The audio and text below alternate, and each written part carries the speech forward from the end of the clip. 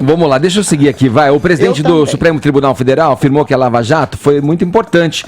Desvendou casos de corrupção, colocou pessoas na cadeia e o Brasil numa outra dimensão do ponto de vista do combate à corrupção. Mas, segundo o Dias Toffoli, a operação destruiu empresas brasileiras. Em entrevista ao jornal Estado de São Paulo, Toffoli disse que o que aconteceu com as construtoras do país, do Brasil, jamais aconteceria em países desenvolvidos. Segundo ele, nos Estados Unidos, por exemplo, a executiva em prisão perpétua, mas as empresas e empregos foram preservados, diferentemente do que aconteceu aqui no Brasil. Adriles, você que está verborrágico hoje, eu tô. Continua com você. O ministro não é a primeira vez e nem a última, né?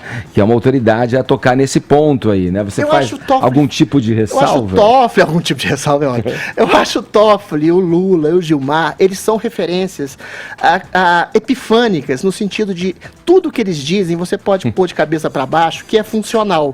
Se eventualmente todo o Estado legitimasse as afirmações deles ao contrário, tudo seria muito melhor. O Lula disse o mesmo, né? Que o Moro estava destruindo empresas estatais. Olha, o que destrói as empresas, o funcionamento das empresas, e ali o livre empreendedorismo, o livre capitalismo, é exatamente o conluio entre o Estado e essas empresas construtoras que sejam, para arrecadar propina, para angariar apoio de deputado, para angariar apoio de Congresso, às vezes para angariar até apoio de juiz, não se sabe, eventualmente, e que fazem propaganda, esses políticos, esse governo, dessas empresas, que inibe exatamente a livre competição. O que o capitalismo talvez o Toffoli tenha cabulado essa aula, é exatamente o princípio do que dá certo nele, é a livre geração de competição entre empresas. O que ele está defendendo, o que ele está legitimando, é um cartel de empresas que se associa corruptamente a um Estado para assaltar o Estado. Só na Petrobras foram 40 bilhões de dólares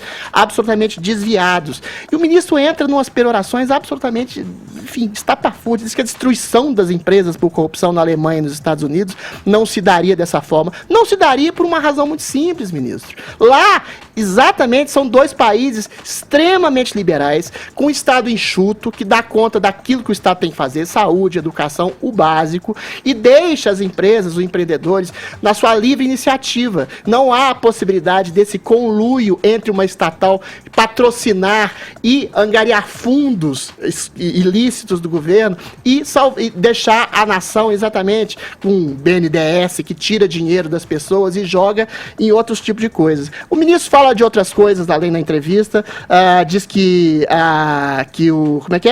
em relação à segunda instância, isso é que me incomoda, a extrema ironia, o extremo sarcasmo implícito dele, de falar que não houve levantes populares exponenciais, no sentido de achar que quando a soltura do Lula foi feita, ou quando a impunidade voltou, graças exatamente ao advento da proibição da prisão da segunda instância.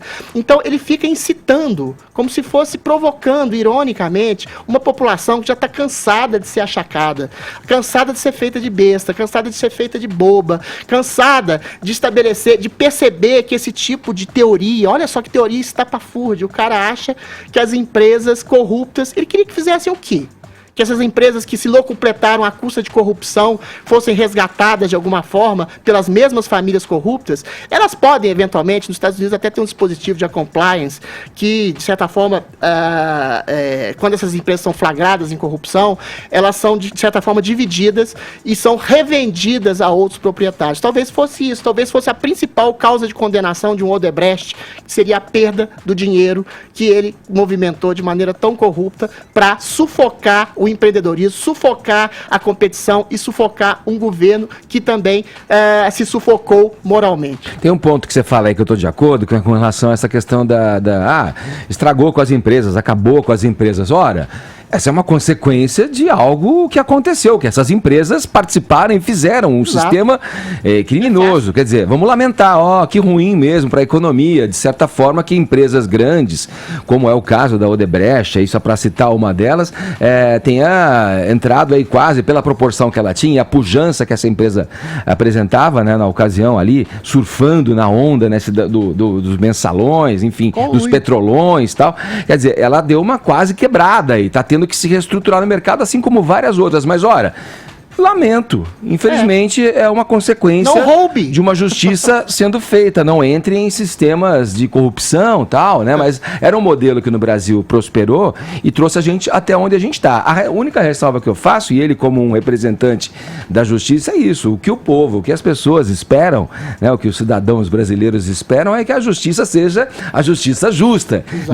Não contaminada por um ideal, não contaminada por um partidarismo, né? Eu cheguei inocentemente a pensar, quando começava a me enfronhar mais nesses papos aqui, que por dever do ofício aqui na Jovem Pan tive que começar a fazer, eu achava que os ministros do Supremo Tribunal Federal eram seres, né, do Olimpo, como eu admirava aquelas pessoas que tinham um conhecimento filosófico, um conhecimento exímio sobre a Constituição, o Código do Processo Penal, ficava realmente embasbacado, chegava até a assistir a TV Justiça, confesso a vocês, mas aí você vai vendo, você vai observando a conduta e como as pessoas decidem seus votos, a argumentação que elas recorrem para explicar o voto, você vai entendendo que, olha, não é bem assim. Interesses obscuros.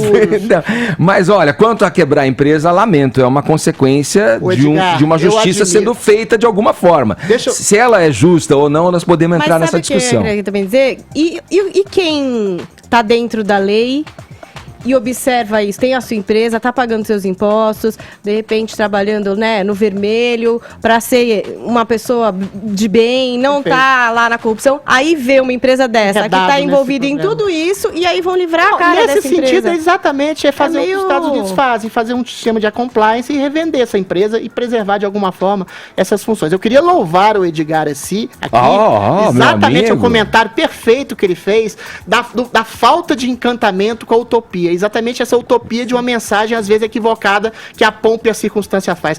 Oxalá Edgar seja professor de Greta Thunberg e Jane Fonda, para elas amadurecerem também. Eu sou tutor delas.